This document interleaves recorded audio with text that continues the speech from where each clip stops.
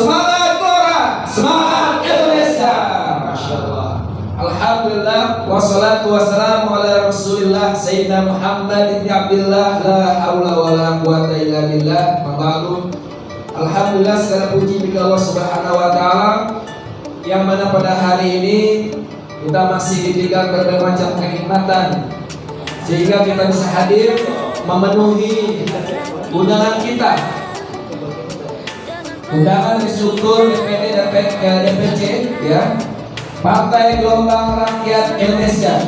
Insya Allah hari ini kembali kita akan mengadakan Akademi Manusia Jadi Pandu Indonesia bangsaku, bangsa dan tanah airku. Marilah kita berseru Indonesia bersatu. Terima kasih pada panitia untuk memberikan saya kesempatan untuk sedikit bicara.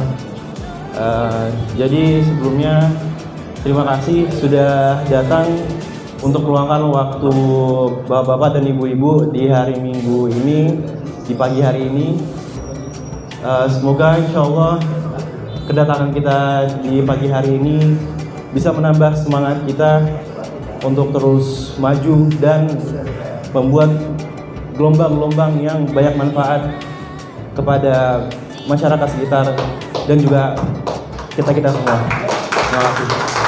Assalamualaikum warahmatullahi wabarakatuh. Ibu saya yang sebenarnya lebih pantas untuk dijadikan komandan. Cuman di posisi apapun dalam perang semuanya penting. Dan kita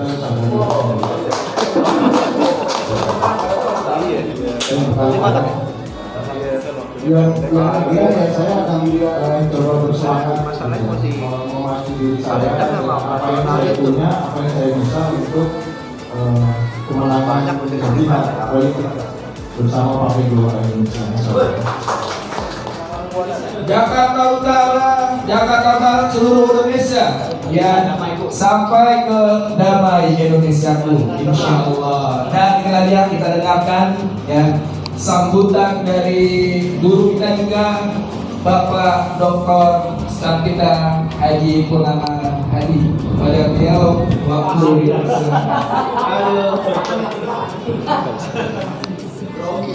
Alhamdulillah.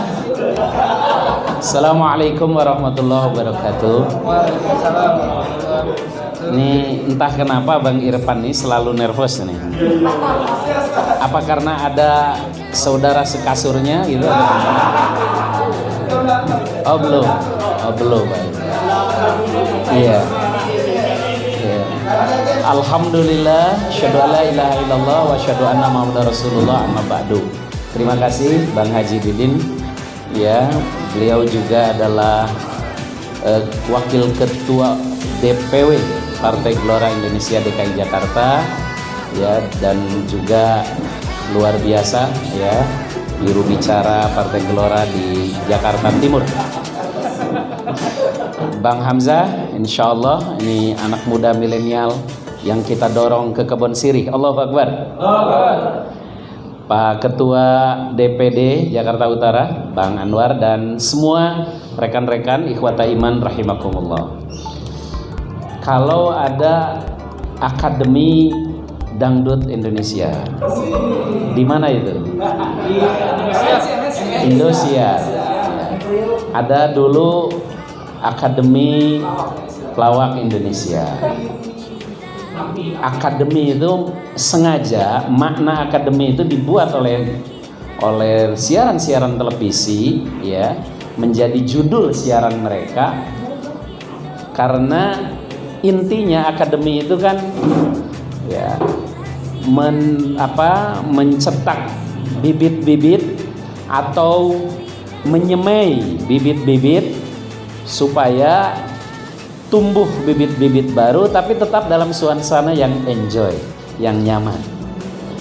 Nah, kira-kira seperti itulah Akademi Manusia Indonesia.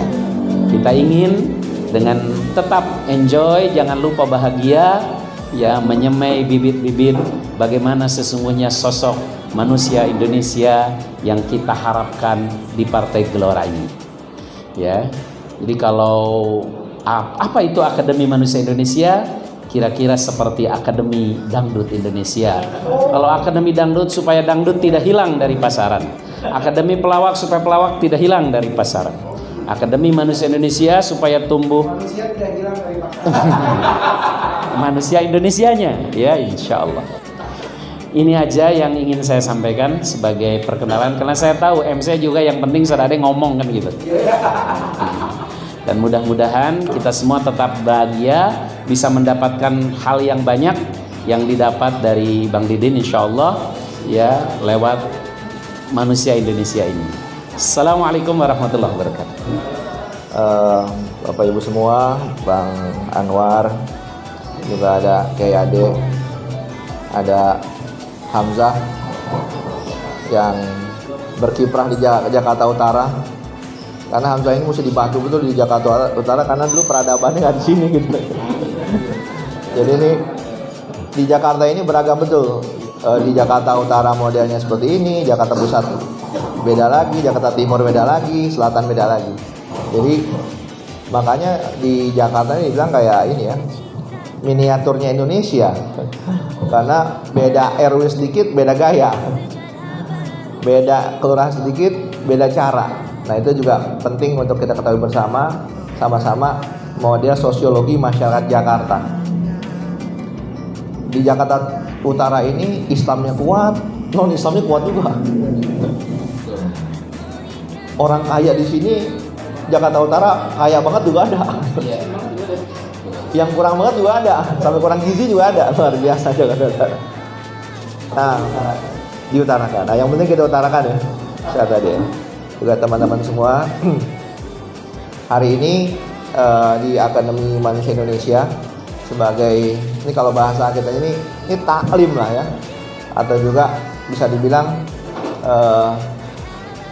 katibah ya, kalau bahasa zaman Bahala ini katibah, pertemuan katibah gitu ya, pertemuan yang menguatkan orientasi kita, menguatkan ukhuwah kita, menyamakan langkah-langkah kita ke depan, dan juga menguatkan pemahaman tentang apa-apa yang terjadi di lapangan. Saya cuma sedikit mengulang, teman-teman semua, Bapak Ibu semua. Jadi kalau kita ketahuin sekarang temanya di Partai Gelora, Pak Anies bicara dari riak-riak air menjadi gelombang, lalu kata Hamzah tadi, menjadi gelombang yang besar. Tapi sebelum ngomong gelombang yang besar, saya ingin mengingatkan kenapa kita ada di politik.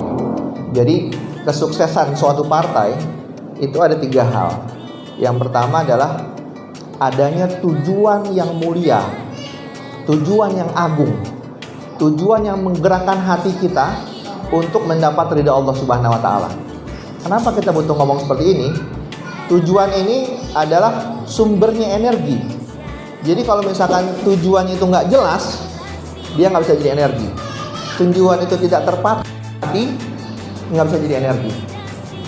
Jadi kenapa Rasulullah SAW berdakwahnya menguatkan orientasi tujuan kita hidup itu, sehingga banyak para sahabat berjuang tanpa kenal lelah, berjuang tanpa ngelihat umur sampai akhir hayatnya. Nah, yang kedua, strategi yang cerdas, dan yang ketiga nanti pelaksanaan yang kuat gitu, yang punya power, pelaksanaan yang punya power.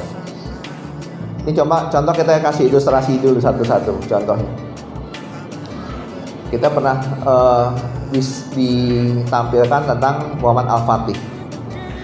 Dari kecilnya sudah dijelaskan duduk perkara bahwa ada hadis Rasulullah SAW mengungkapkan Konstantinopel akan jatuh, akan diambil, akan direbut oleh pemimpin atau panglima yang terbaik dengan pasukan yang terbaik.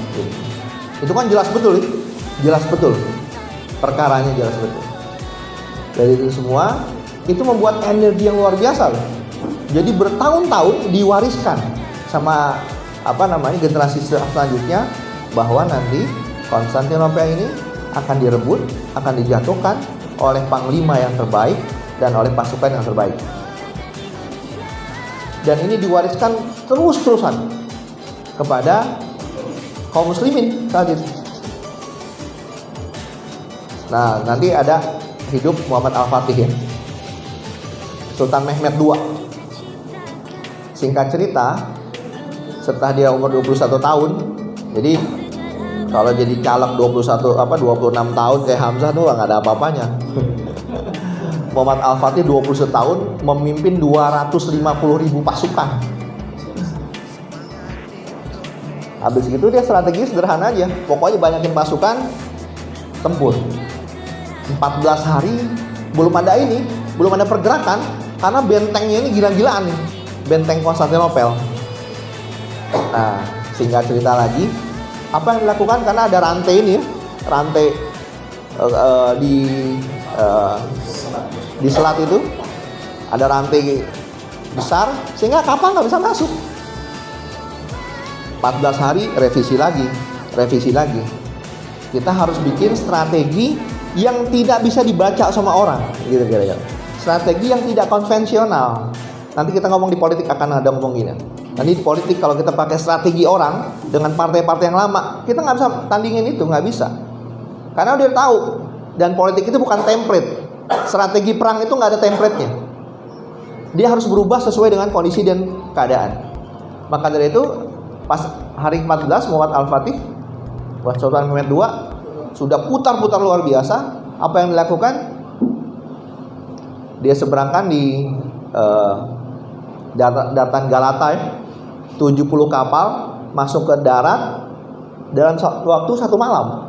70 kapal nerobos lewat darat, dan itu yang membuat kegemparan luar biasa. Jadi tantangan semestanya adalah gimana kita bikin strategi yang tidak bisa dibaca lawan, yang tidak biasa, yang tidak konvensional gitu kira-kira. Nah, pertempuran dilakukan itu seperti itu, dan Allah menakdirkan kekuatan pasukannya juga luar biasa. Jatuhlah Konstantinopel. Jadi energi kan luar biasa ya. Satu, teman-teman, Rasulullah SAW kenapa waktu hijrah ke Madinah bikin negara Madinah? Karena Rasulullah SAW ingin memastikan keamanan dan kenyang, beres gitu. Jadi gerakan untuk membangun negara Madinah itu jihad yang afdol saat itu, karena di Mekah kan dikejar-kejar, mau dibunuh dan lain sebagainya. Jadi Nabi Muhammad SAW membangun negara Madinah untuk memastikan segala sesuatu berjalan dengan baik. Teman-teman, sekarang kita nggak usah bikin negara. Yang butuh dilakukan apa? Merebut kepemimpinan negara agar memastikan negara Republik Indonesia ini aman dan sejahtera. Itu aja maksudnya. Nah, untuk membuktikan itu, kan kita harus bikin partai. Jangan kasih kepemimpinan ini sama orang yang kita nggak kenal. Nah, energi kita harus kuatkan seperti itu. Karena kenapa? Ini dicontohkan oleh Rasulullah SAW. Dan ini, teman-teman semua, kalau bisa dibilang, dalam perjuangan Islam, kalau tidak ada negara Madinah, dakwah nggak menyebar. Sekali lagi, kalau tidak ada negara Madinah, dakwah tidak menyebar. Kalau tidak ada negara yang bisa menjamin keamanan dan menjamin orang sejahtera, dakwah nggak menyebar. Nah, kita bikin partai untuk memastikan negara Republik Indonesia ini aman. Negara Republik Indonesia ini bisa menjamin keagamaan, bisa menjamin kesejahteraan. 1, 2, keluar.